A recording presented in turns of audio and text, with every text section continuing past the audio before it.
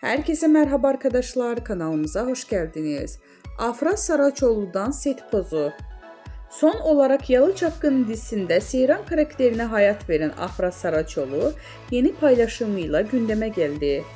Yalı Çapkını dizisinde 3 sezon boyunca Seyran karakterine hayat veren Afra Saraçoğlu oyunculuk performansıyla yanı sıra sosyal medya paylaşımlarıyla da adından söz ettiriyor. Öte yandan dizinin bitmesinin ardından dinleneceğini söyleyen Afra Saraçoğlu imaj değiştirmişti. Koyu renkli saçlarını sarıya boyatan ünlü oyuncu son halini takipçilerinin beğenisine sundu. Bizden bu kadar arkadaşlar. Videoların devamını gelmesini istiyorsanız da kanalımıza abone olmayı unutmayalım. Hoşça kalın.